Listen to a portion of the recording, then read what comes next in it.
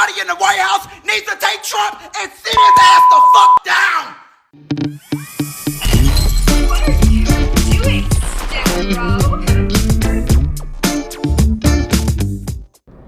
Whew, we avoided a major escalation in the Middle East, but that doesn't mean that I stopped anyone to actually losing their mind on Beyonce's internet. And I figured out since, things tempered down with, the whole Iran situation.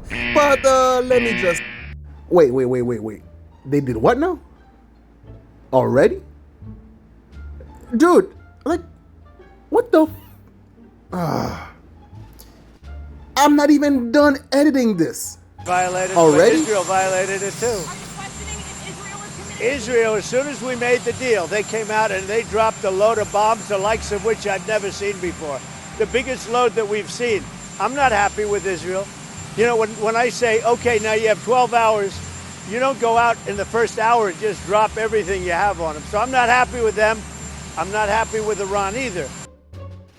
Well, that was kind of embarrassing. But anyway, I'll do a video about that later on. But for now, let's get back to the topic of people just losing their freaking mind over this whole debacle between Iran and Israel and the United States. So ladies and gentlemen, without further ado, let me introduce you to the first lunatic beside Orange Man. Needs to take Trump and sit his ass the fuck down. Life already hard, then we gotta worry about this bullshit. Ever since you stepped foot in the motherfucking White House, you ain't did nothing but cause motherfucking chaos.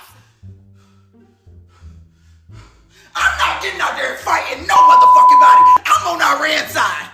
I'm on their motherfucking side. Fuck the U.S. I don't give a damn. Well, guys, if I could still show you around, here is the biggest, gayest man in the world. Wow. So gay. All right, let's get on to the next lunatic, shall we? Okay, we just bombed Iran. I am just sick to my stomach. I turned this on. That piece of lying shit. They're all fucking crazy. All of them. They're in a cult. They'll do anything that this asshole says. And people are dying. And my heart is sick. And all I can think about is people I know or people who voted for him. And they still support him. And he's turning our country to a shithole. They're kidnapping people off the streets.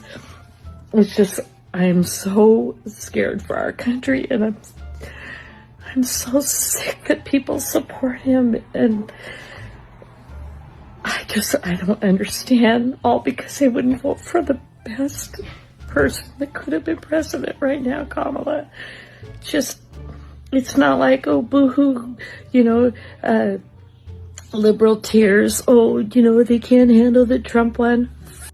Now, when it comes to virtue signaling, some people have that currency in bulk load. They have that currency like Bezos have Amazon money. But obviously, we can't have her hugging all the spotlight. So, let's get to the next virtue signaling.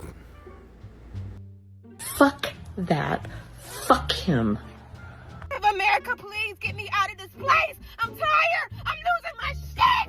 Tired. I'm fucking tired. I'm fucking tired. I'm fucking tired. I'm fucking tired. I'm fucking tired.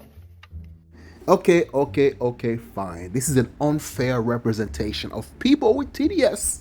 Because we're just showing up the plebs, the peasants, the useful tools for that one political party that wants to be used to get you outraged. Surely TDS doesn't affect people in power, right? Or in Congress or our politicians now, do they? Y'all was talking about accountability. The systems have broken down.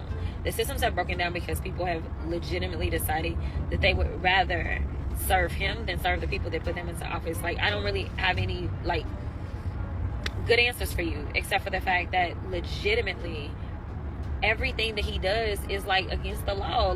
He just breaks the law. And I know that there are some people that think that I just say this stuff because I'm a Democrat, and I can tell y'all, I have my own issues with my own party. I'm not saying these things because I'm a Democrat. I'm saying these things because I am a black woman in America who just happens to be educated enough to know what the law is, and I can tell I'm you a that while strong, some people independent black want to woman. disparage my credibility and Very act as if I don't know what I'm talking about, I can absolutely guarantee to you that if you Google war and authority and constitution, That's because he's not declaring war on Iran, you dumbass.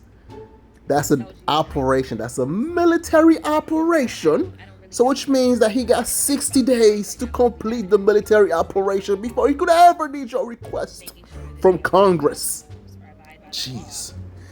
See, it is not an issue if you are actually anti-war, if you can be very critical with what the president is doing, because it can lead to a disaster. Let's face it, nobody wants to have Iraq 2.0 or Afghanistan 2.0, where we wasted like 20 years in a country and then we ended up leaving in disgrace. So therefore, nobody wants that.